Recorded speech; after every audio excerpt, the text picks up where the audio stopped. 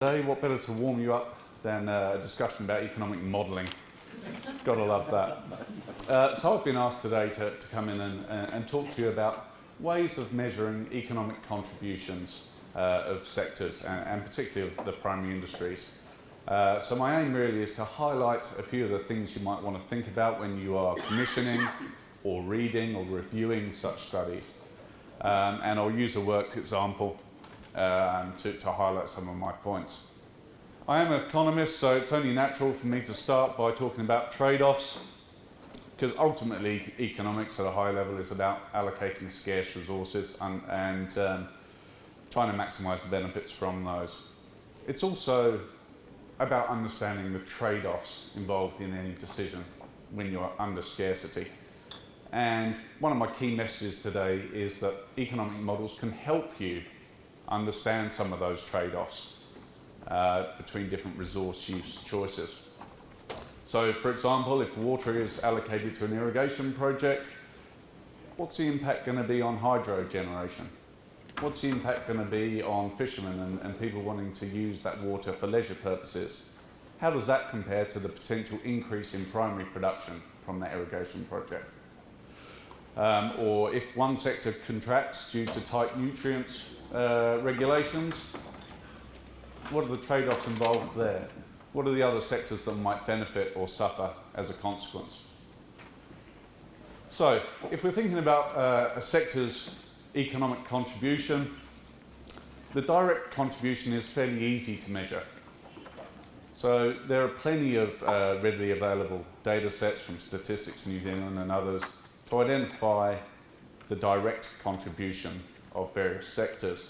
So it's pretty basic to get to GDP contributions, how much export revenue is generated, purchases from other sectors, how many jobs, how much, what's the wage bill that's pumped into the economy.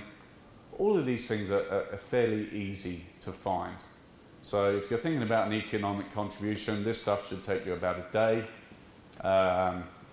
at most, really, to try and identify. So that's the easy bit. But unfortunately, that's not the bit that people are most interested in. Clients always want to know when they come and ask us at the Institute, what about our wider contribution to the economy? And they understand that their sector doesn't exist in isolation. It's part of a broad economy where people supply to it, it supplies others, and there are all these trade-offs. So in the dairy sector, for instance, we know that the dairy sector's growth is going to have an impact on other sectors such as fertiliser provision, rural retailers. They tend to benefit when the dairy sector grows more rapidly. These are the things we hear about in the media all the time. The wine sector often wants to know what's its impact on tourism. People who come to New Zealand to experience a nice Central Otago Pinot or a Marlborough Sauv. That's a wider economic contribution that flows beyond the wine sector itself. So people always want to know, if my sector grows, how does this affect the rest of the economy when resources are scarce? So when you're trying to estimate these sort of effects, it isn't always easy, and there are always trade-offs, and that's what I want to get to today. There are two common methodologies for measuring the economic contribution of a sector that goes beyond the direct contribution that I flagged there. The first one is input-output modelling, or multiplier studies as they're often known, and you'll be familiar with the sorts of outputs that come from these models. If you ever see a report which says one job created in the forestry sector creates 3 elsewhere in the economy, or the kiwi fruit sector delivers $1 billion worth of GDP itself, and another 2 billion further out in the economy through other sectors, and another 500 million because households have higher incomes. If you hear those sort of results, then they've probably been generated from a multiplier study.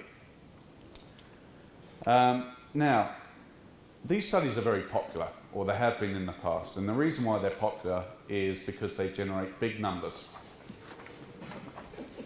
And if you're in an advocacy type position, if you want to show just how important your sector is to the rest of the economy, big numbers tend to be attractive. The other reason why they're quite popular is that they're pretty cheap to do. They're not terribly complicated. They can be, and I'm generalising here, but generally they're not that hard to do. You find out what the sector's direct contribution is, you hit it with a multiplier, which is nearly always between 2 and 3, and there's your number. That's great. Your sector is 2 or 3 times bigger as you thought it was in terms of economic contribution. So, you know, that's super. But, as always, there are trade-offs. It's cheap for a reason. And that's because it doesn't really take into account the complexity of economies and how they're linked. And probably the biggest failing of multiplier studies in general is that they tend to assume that resources are not scarce. So if the dairy sector, for example, doubled in size, a multiplier study would say, no problem. You can have all the land you want, you can have all the workers you want, all the capital you want. It won't go up in price, so wages won't go up, land prices won't go up, and capital won't be more expensive. All the resources you want at no additional cost, and no other sectors will suffer as a result. Manna from heaven. It's wonderful. Unfortunately, it's just not realistic. And that's why you get these massive results. You don't get costs at all or any offsetting effects in multiplier studies. And we know in reality that doesn't work. You know, if we look at the dairy sector, as I will do in a bit more detail shortly, we know that the dairy sector's growth over the past decade or so has eaten into the resources available for other productive purposes. I can see John Tantner nodding over there. It has eaten into the forestry sector. It has eaten into sheep and beef production. And if we were to think about the economic contribution of a sector over time, we have to take into account the fact that resources going to one part of the economy have to come from somewhere else. There are no free lunches, unless you're talking about productivity, but even so, that's another issue. So, multiplier studies have some fairly well-known limitations.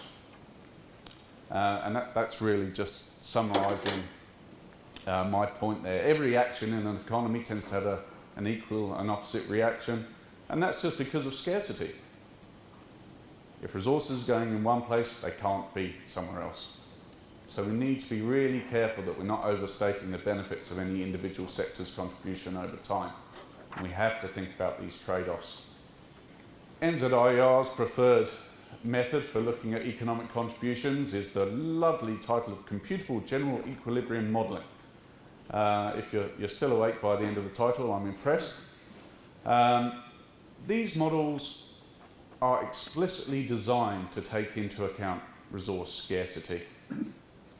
They assume that there is only a fixed amount of resources in the economy at any one time, and that if one sector expands, it comes at the expense of another sector.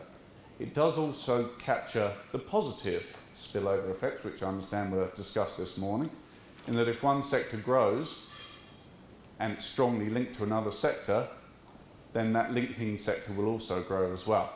But there are other parts of the economy that won't grow because they don't have the resources to do so. So this sort of modelling is more robust. It's more credible than something like a multiplier study. And we found that it tends to be more accepted by key decision makers in the government sector in particular. And that's important for this forum. If you're wanting to influence decision makers and do serious policy analysis, you've got to have a credible tool that doesn't fail the laugh test. And in our view, computable general equilibrium modelling is a good way to develop some robust estimates of economic contributions. Now, it's just a model. Any model is subject to criticism, and CGE modelling is no different. The most common one we hear about CGE modelling is that it's a black box. You hit this model with something, all these results come out, and it's very hard to work out what's changed, what's causing what, and why this has changed. There's a degree of truth to that, but ultimately that comes down to the person using the model. if you have an experienced modeler, they can explain the counterintuitive results. They can tell you why something went up when you expect it to go down. So I don't think that's necessarily a model problem. Okay, so what is a CGE model? This diagram shows, or will show, the various parts of a CGE model, and they really do show the whole economy. So first of all, we start with industries on this side here. You have, in our model, 105 sectors and 206 commodities, I think, and they all buy and sell from each other, and they're all linked together. Those industries buy labour from the household sector and pay wages. And labour obviously goes into the productive sector. On top of that, you add the government. So obviously the government is a big player in most economies. It taxes households and provides services to the economy. Also taxes the productive sector and provides services to them through infrastructure and things like that. Then you add the global economy. So you have to think about, New Zealand is part of global value chains, as will be discussed shortly. So we bring in exports and imports into that. And they go from households and various sectors. And finally, we bring in the financial market. So firms need to be able to purchase capital and increase investment. To do so, it requires savings, and they come from households and businesses. So if this looks complicated, then it is, because economies are. And that's where, go back to my point before, it's just a model. It's an approximation of what goes on in reality, but it is, at least in the CGE model, a fairly complete system of the economy. So what you do with this model, you get it set up, you get it calibrated to the economy, what it looks like now, then you smack it with a shock, so you change something, and then all this whirs around, and it might take, depending on how complicated it is, our model can take anywhere between 5 minutes and 2 hours to run. It just depends, and that's even with today's computing power. So it is complicated. There's a lot of things going on. All right, so example. In 2010, we did a study for the dairy industry through Dairy NZ and Fonterra to look at the economic contribution of the dairy sector. Now, this wasn't a cost-benefit analysis. My colleague John Yeatsy will talk a bit about that this afternoon. There's a fair few people working on the costs of dairy. What we were asked to do is to try and look at the economic benefits and the economic contribution that dairy makes in a robust way. So there were 3 stages to it. First of all, we looked at the direct contribution. It's fairly simple. Then we looked at these flow-on effects throughout the rest of the economy by considering some scenarios, one of which I'll go through shortly. And then we augmented that with some hearts and minds stuff around what happens in regional economies when the dairy sector's booming, and we just did that through interviews. Again, just trying to make the point that modelling can tell you so much, but interviews and understanding how this plays out on the ground is also helpful. So we looked at 2 scenarios to show the impact of the sector over time. We'll just focus on the volume one here. So effectively what we did was compare the economy as it is today compared with what it would look like if there hadn't been any dairy volume growth between 1999 and 2009. So we're comparing against the counterfactual here. So what would the economy look like? How would it be different? Or in other words, if we start with a baseline where volumes are held constant, and then we shock the model with all this volume increase in dairy, which we know happened, it's a fact, how is the economy different? What are the trade-offs?